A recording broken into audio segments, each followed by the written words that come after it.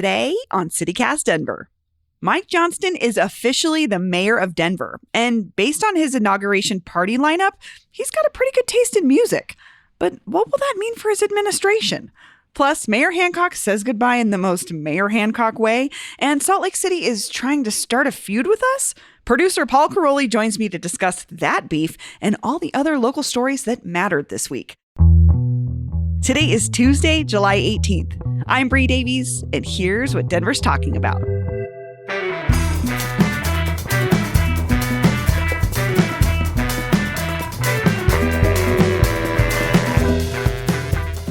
Hi, Paul. Good morning, Bree. Good morning.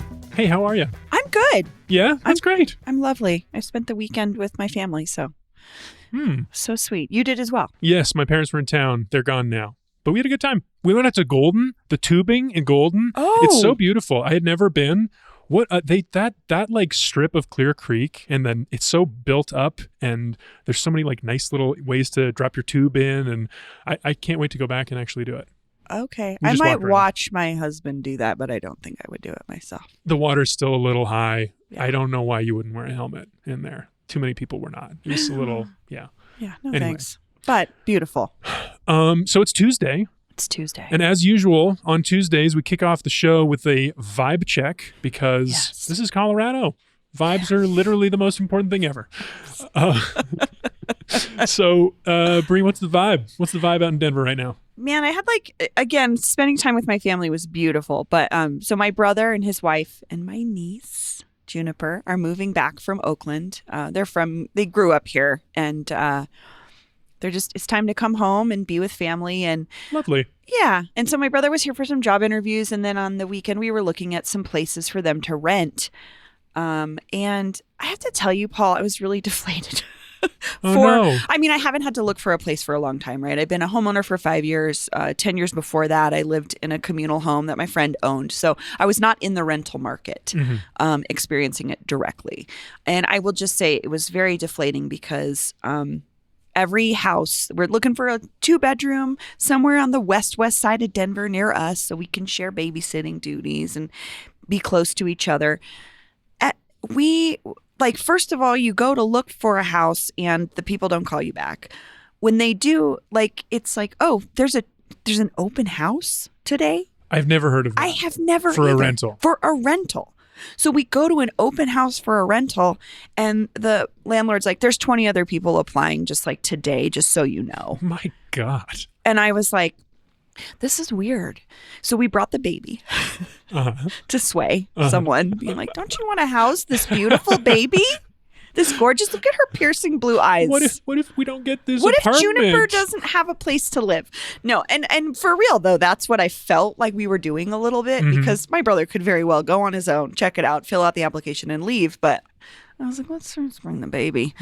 And it was that thing where it's like, oh, cool. Can we play on someone's emotions? So they rent to my brother. How is this in the year of our Lord 2023, how people are getting or not getting places to live? So ultimately, it just bummed me out a lot because I can't wait for them to come back home.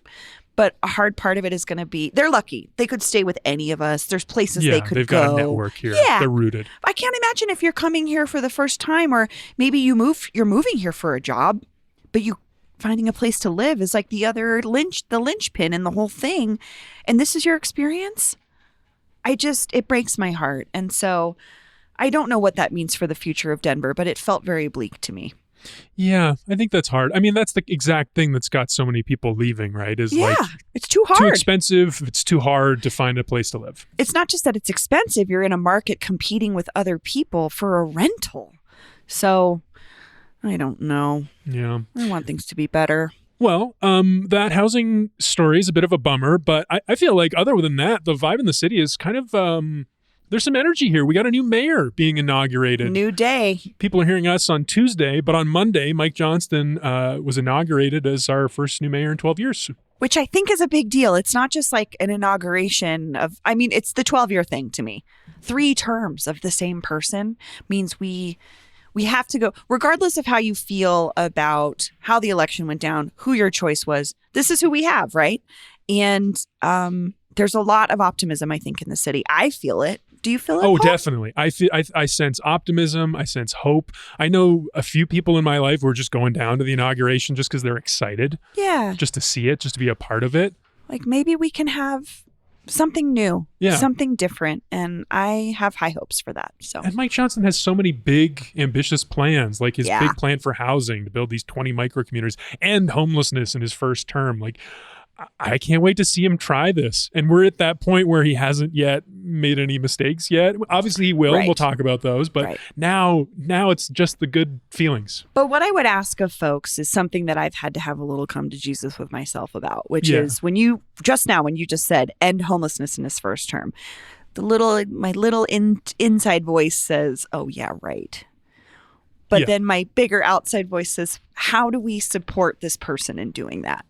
How do we do that? A huge part of that is how we talk about it and how we talk to other people about it. So be excited if you can. Find out a way to get involved. If you're really if the homelessness crisis and the crisis of being unhoused and just this unaffordability thing is upsetting to you as it is to me, and you happen to be housed securely like I am, let's figure out ways that we can do something to help with that, whether that's support the Colorado Village Collaborative or the Dolores Project. There's places out there that are working on this right now already. And so I'm really looking forward to see how Mayor-elect Mike Johnston continues or starts to steer the ship in his own way. And he needs feedback too. Absolutely. I mean, he'd be the first person to tell you. He wants to hear from folks. Yeah. And so do we. I mean, we want to help keep him accountable. We want to keep this conversation going. We're obviously going to be paying attention every step of the way. So, keep listening to the show. Let us know how you feel. And maybe we'll talk to Mike about it soon. Yeah, that'd be cool. Hey, how you doing, CityCast? It's your boy Joshua. I live in the Berkeley neighborhood, all right? I'm walking out of the inauguration of the newly appointed mayor. I gotta say, I'm pretty energized. You walk in there's a sense of newness. There's a sense that everybody, that they might be able to accomplish something, and that was so fun. Bobby is the man. That poem hit me in my soul. I really liked it. Rick Williams told a joke during his Lakota blessing, and that's just hilarious to me. There was one political protester. He got his message out, and then, like on cue, the brass band just went and started playing right away. So interesting. I would definitely say I had a lot of fun. I'm energized for this new year. We'll see how the mayor does. He doubled down on people experiencing homelessness and then trying to address that right away. So really cool. We'll see if he can follow through on it. Anyways, have a great day. Long-time listener, first-time caller. Bye-bye. So we're saying hello to one Mike. We're also saying goodbye to Michael Hancock, our mayor of 12 years. He gave us one last little kiss goodbye on Friday. I did. Bree, do you want to talk about this movie? Gosh, what? Okay, it's called Denver Rising, This is maybe like the funniest thing he's ever done, I think. The transformational leadership of Mayor Michael B. Hancock.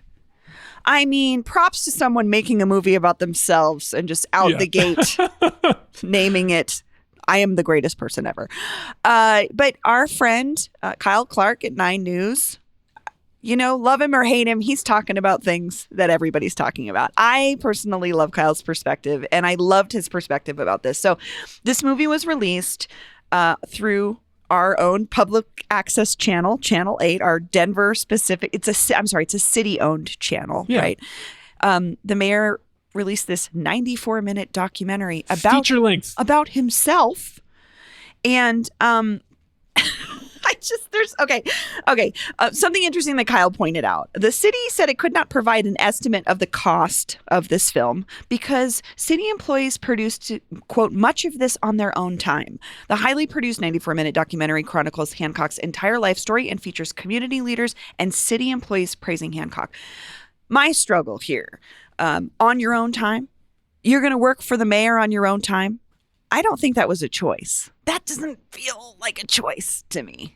I also feel a little funky about who maybe felt pressured to be in this documentary and who actually wanted to be in the documentary. So, there's a lot of city employees. There's a lot. I mean, former Mayor Wellington Webb is in there.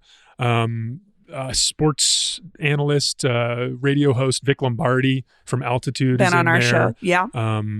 Longtime Hancock like friends and allies like Happy Haynes, Allegra Happy Haynes, a longtime leader of the Parks Department is in there. My issue with this documentary is that it is boring. I have to say, so I didn't boring. even watch it. I just watched Kyle's commentary on it because I knew whatever Kyle saw was, I knew I would feel the same way. that Yeah, Kyle no, did. I don't think the kids are going to be out there this weekend doing the Barbie Oppenheimer Michael Hancock biopic triple feature. But you know what? I do want to point out some things that Kyle pointed out and talk a little bit about why this frustrates me. Not only is it this weirdly self-serving thing that, again, taxpayers paid for. And as Kyle points out, the city gave him the copyright to the film just in case he might find it useful for future self-promotion. Hello. So when you see former Mayor Michael Hancock maybe running for something else, this is great to show to people who don't know who you are on the national stage, if you want to tell your own story, I guess. But Kyle pointed out his legacy. He feels that Hancock actually left behind a legacy of personal selfishness, which I agree with. It's starting with sexually harassing his own hired security detail. I remember when that came out and thought, isn't this enough? It was not. It was not enough to like censure him or at all, remove him from office. Yeah, or he got something. he got elected again after this. But then also something else Kyle pointed out was when our mayor made national headlines by getting on an airplane the week of Thanksgiving 2020 after he asked us all not to travel to see our families. This really bothered me as a child of a emergency medicine worker. My mother, Brooke, has worked in an ER for 50 years. And a lot of times I don't get to see her on the holidays because she's working. This particular holiday, she was also working because it was the middle of the pandemic. So while my mother, who was in her late 60s, was helping families in an ER, my mayor was getting on an airplane to see his own family. And that was just like, that just felt like the ultimate middle finger to all of the working people in the city. It was unbelievable to me. Yeah, I mean, just absurdly hypocritical. Maybe this is the last time we'll talk about this because he's, it's done. He's gone. I always wondered about that, like what was going on in his life, because that's such an extreme thing to do. He must have known that he had just, and I'm trying to be devil's advocate here because I do agree with you. It's obviously hypocritical, but what could have been happening? Like he said he was going to visit family. I don't want to speculate about his personal life, but we did know that he was going through a difficult period with his wife. I think they've now separated. I don't know. I think that's all I got to say about that. What I would say back to you, Paul, is this is about leadership. And leadership is modeling what you want to see in the world and how you lead other people. So when you are leading and you tell us one thing and you do another thing, that's bad leadership. Yeah. So he was asking us to make a sacrifice and yet he did not. And Yeah. people in the city were making sacrifices. So Back to Mike Johnston. Yeah, we're moving on. We're moving into back. our new Mike era. We got a whole new Mike, whole new Mayor Mike. And we do know a little bit about, we have our first little inkling of how he's going to lead. Yeah. His first act as mayor is going to be to throw this cool music festival, the Denver Vibes Fest, because obviously he agrees vibes are the most important thing ever. But I thought you might have an interesting perspective on at least the lineup. I know you've organized music festivals yourself. There's some interesting acts here. This was at Union Station Monday evening. This is kind of a dream Denver lineup to me. Yeah, you think? Or a dream Colorado lineup too, because I would say the Reminders around here, they're Colorado Springs based. It's a really soulful, rooted hip hop group that have done incredible work. But like the Mananas around here, they're an amazing sort of pop rock band with the lead singer of Naoma is now in this band. Brothers of Brass. Friends of mine played at my wedding. You can see if you were at the Taylor Swift shows this last weekend, you probably heard Brothers of Brass after the show. They were playing for everybody. The headliners. We got to talk about the headliners here. I mean, Huge. if there are headliners, Flobots and Isaac Slade of the Fray. Yeah. What does that say to you? I mean, those are two artists, well, the Fray and Isaac Slade and then Flobots, those are two groups that really put Denver on the map in the last 20 years, Like I would late say. 2000s, that first decade of the Yeah. The phrase, we were talking about this earlier, How to Save a Life was on Grey's Anatomy, was like the big breakout. I I shared this on my Twitter the other day, but Keith Garcia and I were at Chef Zorba's eating dinner the other night, and I overheard two people, and How to Save a Life came on, and this guy goes, I know this song, but I don't know who this is. And the lady was like, you know what, I don't know who it is either. And it was like taking everything in me not to just like go, excuse me, it's The Fray. We are 5 minutes from East High School, where these guys they're so Denver connected. And again, Flowbots, good friends of mine as well. I went to high school with Stefan and Andy, who are two of the founding members of that. Stefan now runs the 87 Foundation, which is reviving the El Chapultepec, using the El Chapultepec space as sort of a mission-driven space to bring life back to downtown in a way that embraces artists and also supports young people. So again, smart. This is a smart lineup. Flowbot's very political act. That's People true. who only know them from No Handlebars might not realize that they're so political. They're super political, and they have used that. From the moment that they began, they used that main stage to talk about issues. And they also started what became Youth on Record.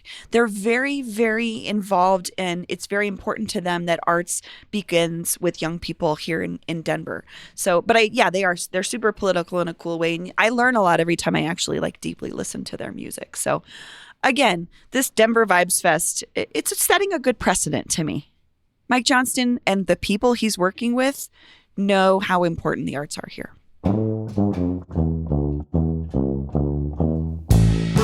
Well, on that hopeful note, let's go to a quick break, and then we'll come back and talk about something else. Sounds good. Hey, my name's Amanda. Oh, sorry, I just accidentally. One of my cats was walking between my legs. But I live in Cap Hill, and I wanted to call in to the Mayor Mike Johnston hotline and say, I really liked what you guys said about Denver always being cool.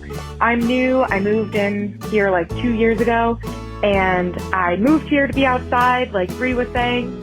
But through listening to your podcast, there's so much more that I've discovered about Denver, and it just keeps me here and makes me want to live here forever. So thanks for all the things that you guys talk about. I love the show, and I'm going to keep listening.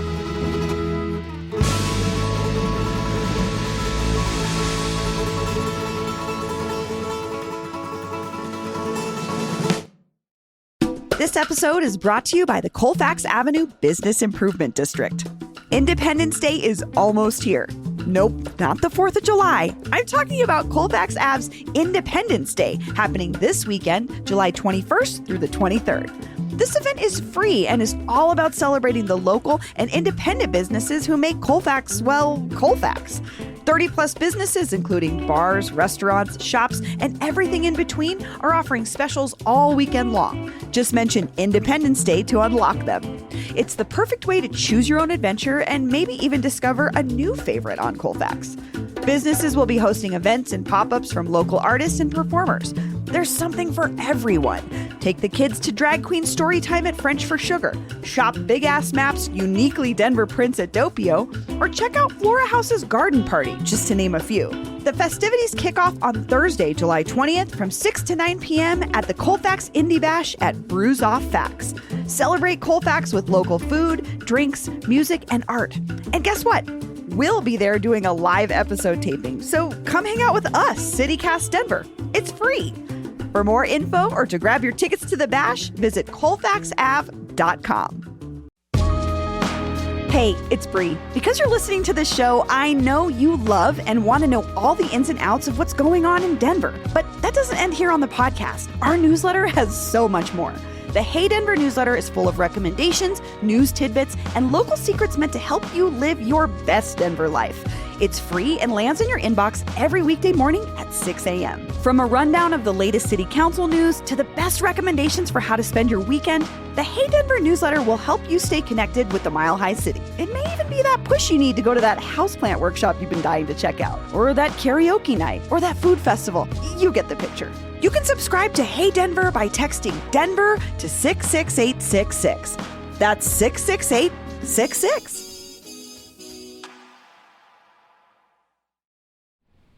Okay, we're back. We're going to be talking about a little city called Salt Lake City. Why would we be talking about Salt Lake City, Bree? We're not talking about it because of the movie SLC Punk, which came out in the 90s and featured a Denver band. What? I just What? had to drop that little tidbit in there. Okay. So we're talking about Salt Lake City because there is a CityCast Salt Lake as well, and our colleagues over there, Emily Means and Ali Vallarta, were discussing Denver recently, Paul, and I think we should share a clip of what they were saying about the Mile High City. Did you see this like thing circulating that was like, say something nice about your nemesis city? Let's identify who our nemesis city is. It's Denver. It is. I'll just come out and say it. I don't like Denver because to me, it's just big Salt Lake City. And I think what we have going for us is that, you know, we're small lake city. And so when you expand, you lose the charm. Right, except I have to point out something that you're doing here, which is that I asked you why Denver is our nemesis city, and you just told me why we're better than Denver. But if we were so confident that we're better than Denver, they wouldn't be our nemesis city, right? Yeah, you're right. Like in order for a rivalry to exist, there has to be a tension. There has to be an ongoing competition to be the best, right? So if we're so sure that we're better than Denver, then why do we care? And the reason we care is because we're not. We are a deeply insecure city. And I hate that about us. I think it's our worst trait is that we're always like, we have this inferiority complex. We're constantly comparing ourselves to other cities. Like, we're the Portland of the blah. We're like Denver, but more charming. And it's like, no, we're just us, okay? We're just But here's the thing. I'll tell you why I hate Denver and why I think Denver's our nemesis city. Denver people are constantly evangelizing their city in a way that makes me want to scream and throw a book at them. Like, because I just don't like evangelists in general, which of course is why I moved to Salt Lake City, Utah. But like, there is something about, like, especially growing up on the East Coast, like everyone I know, like from high school who like had a rough time when we were in high school was like, I'm moving to Denver and then my life's going to get better. And then every year that I go home and see them, they're like, everything's amazing in Denver. Everything's amazing. Everything's so great. Our beer's the best and our beards are the longest and our mountains and peaks and perfect. And have you been incredible. to the Red Rocks Amphitheater? Have you even been to the Red Rocks Amphitheater? I did and yoga the Nuggets there. won the championship this That's year. Okay, right. fine, we get it. Yeah, and the Avalanche are good suddenly, and it's like, can you just pump the freaking brakes? Ouch. Yeah. Yowzas. That's an ouch. That's so brutal. First of all, Allie, I love you, but this perception you have of what Denver thinks it is like We have the longest beards. I know. I was like the PR of the version of Denver being sold to you, bought and sold, baby. You bought that description that does not describe pretty much anyone I know from here. Yeah, I think what she's talking about, like, I think the people like me that came here in the last 10 years, like from somewhere else, and then maybe are going and talking to the people where they grew up. Right, and like, but this like, is the you version of should Denver know. they know. You're a booster of Salt Lake City. You should know when someone is telling you the veneer version, not the slightly real. deeper version. Also, the Red Rocks. You guys are killing me. Nobody calls it the Red Rocks. I love you. It's the Red Rocks. Rocks Amphitheater. It's Red Rocks. No one says the Red Rocks Amphitheater. Just so you know. How do you feel about the broader point they're making that I guess they think Denver is Salt Lake City's rival? I don't even know her. Yeah. That's how I felt when I heard that. I was like, I've literally never thought about Salt Lake City that way. I think it's a great place, but I'm a music person, and that's my experience I've had there, right? Diabolical Records, awesome record store. My friend Piper's brother owns Kilby Court and Urban Lounge, two amazing venues there. Shout out Will Sartain. That's what I know about Salt Lake City. Also, I know I've heard from folks like they have a really awesome sort of, because it's Mormon, there's a lot of awesome like late night places where you can get good drinks that are not alcoholic. And so to me, it sounds like a cool place I would visit. But I've never heard this before. They said this. I didn't know we had a rivalry. I did not either. I Which did not makes me realize feel this was bad. happening. But the funny thing that I think it's almost like you guys are kind of sounding like Denver did 25 years ago, where everybody wanted to get out of here. and they wanted to go to New York, or they wanted to go to LA, or they wanted to go to Chicago. And then they would come back to Denver and go, oh, you guys don't even know what it's like. It's so cool literally anywhere else.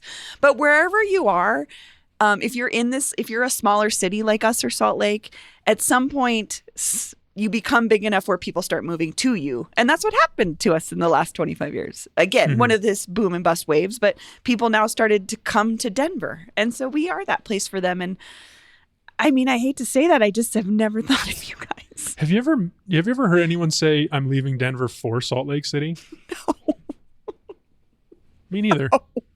The only people I know that have gone there is because like they got married and their job was there or something. But I unfortunately have not heard that story. I'm so sorry. But also, I just want to bring up one point. You're really getting mad at us that we're excited about the Nuggets winning the championship for the first time in our franchise's history. Let us have a moment, ladies. Well, that's just jealousy. I mean, Yeah, they don't true. have. Oh no, they do have an NBA team. Yeah, they have the The Jazz. That famous Salt Lake City cultural tradition, jazz. I'm like, okay.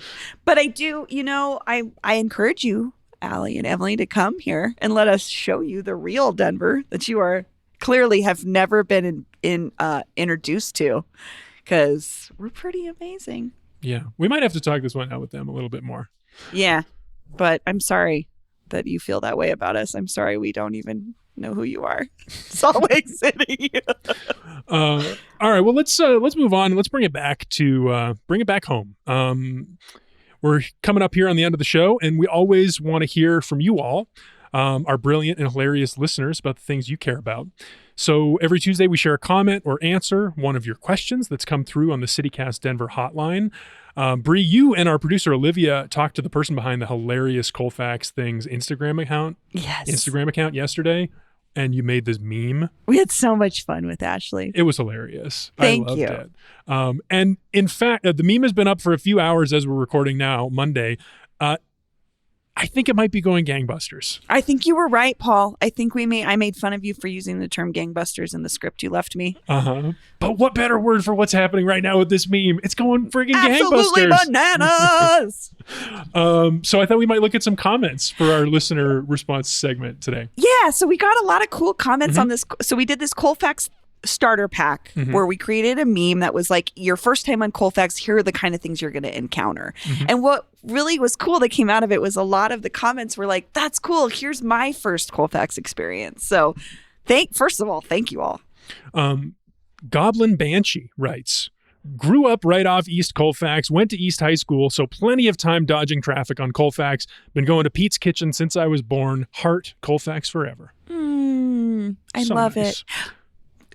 Longtime listener of the show, very, very good old friend of mine, Bailey Rose, said, I was a baby, so I don't remember, but I do appreciate this post for people who didn't grow up here. As an adult, my first time going was when I was going to school in Boulder, and my friends and I took the bus to see Mike Relm at the Bluebird, and we overserved ourselves because we snuck huge ball jars of liquor and juice on the bus with fluorescent straws, and we were Nice. underage. Then we missed the bus back, even though it ran down Colfax at like 2 a.m. We were definitely the freaks. And then as most of us got to go about Broadway and realized we weren't going to make it, and one of our friends pulled up with a stranger and yelled out the window that she found a ride for us, so we just got in the car. Colfax is magical. I love that. That is the kind of thing that happens on Colfax that doesn't really happen other places in this city. Yes. Because it's got that like concentration of the businesses, the nightlife, the wide sidewalks, so you can just like linger outside and hang out. It goes back to that Jane Jacobs ideal of a good, healthy city is 24/7 activity on the street by human beings. And Colfax has that. So not only go check out the meme on our Instagram at CityCast Denver that we made with Colfax Things, but also read through the comments, because I bet you will find someone, either someone you know or someone who has shared a very similar experience to you that you've had. Also, join us this Thursday for another celebration of Colfax, the biggest and best celebration we could imagine, 6 p.m. at Brews Off Fax, which is this really lovely little patio behind the ice cream shop, the tap room. We are going to be doing we're going to be having a live recording where we induct the first class of a Colfax Hall of Fame. Colfax Hall of Fame. So that could be a person, a place, or a thing. Something that embodies or epitomizes Colfax to you. Any era of Colfax, any part of the strip. We know this is a 26-mile long continuous main street. It's a lot. But yeah, we would love to hear from you because, again, the Colfax experience is so unique to each person. Yeah, and that's our question today for the end of the show. We want to hear from you. Who would you nominate to be in the Colfax Hall of Fame? Text or leave us a voicemail at 720-500-5418. Once again, the Colfax hotline is open at 720-500-5418. Let us know. Leave us your name, leave us your neighborhood, and your pick for the Colfax Hall of Fame. I love it.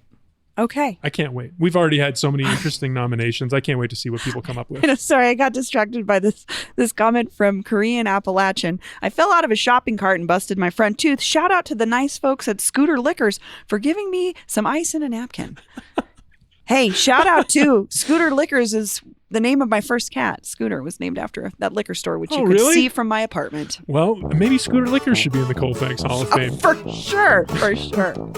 Awesome. Well, I'm looking forward to Thursday, Paul. Yeah, me too. We hope to see you out there. Come say hi. All right. Thanks. See you tomorrow, Bree. Sounds good.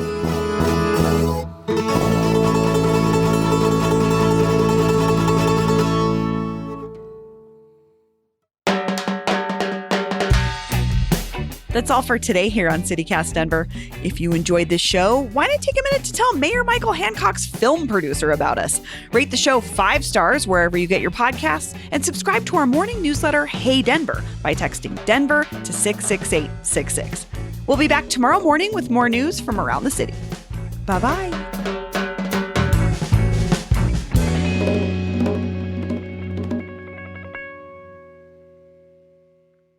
But I will say one nice thing about Denver is, they have way more modern illicit substance laws. Okay, I really thought you were going to go the public transit route.